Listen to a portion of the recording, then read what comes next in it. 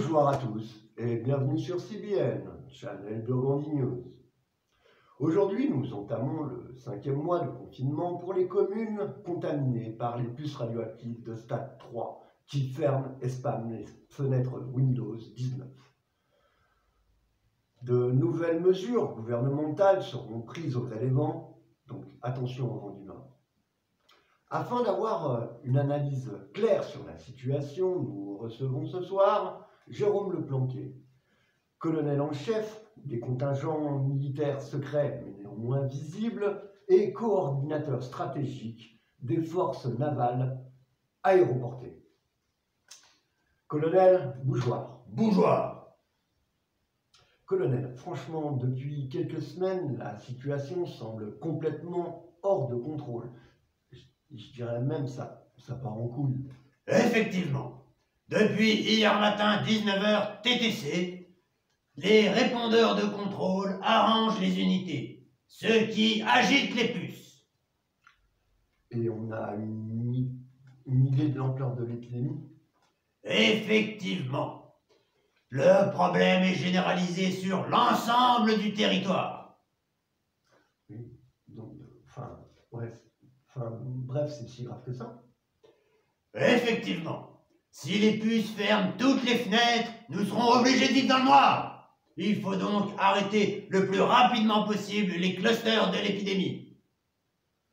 Donc l'armée a des solutions à proposer.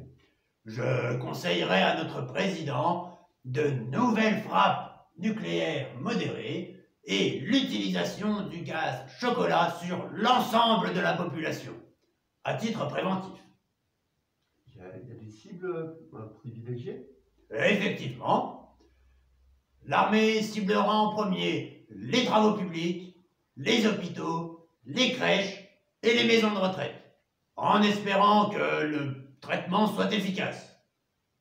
Nos téléspectateurs, comme moi, doivent se demander s'il n'y a pas des solutions moins radicales que la frappe nucléaire, surtout que selon certaines fake news et rumeurs, ça augmenterait la radioactivité des puces.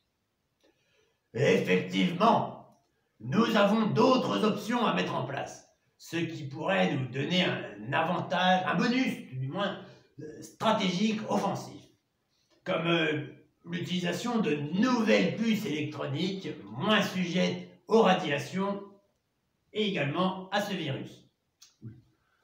Et quels sont les plans de l'armée durant ces prochains jours? Bref, pour bénéficier de l'effet de surprise, nous aurons donc une attaque nucléaire secrète demain matin, 8h00 TVA, sur le village de Saint-Germain-les-Gueux, ce qui exterminera toute forme de vie, animale, végétale ou électronique. Et cela dans un rayon de 100 km à vol d'oiseau.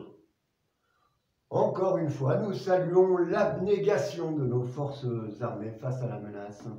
Dans le reste de l'actualité, revenons sur la coulée de boue qui eut lieu dans les mines de sel la semaine dernière.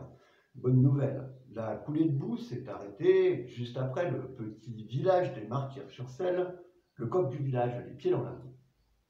Dans le reste du pays, malgré les tornades, inondations et catastrophes naturelles, la population est radieuse depuis les frappes nucléaires modérées sur Zonos-la-Pangoline et Flemme-la-Ville.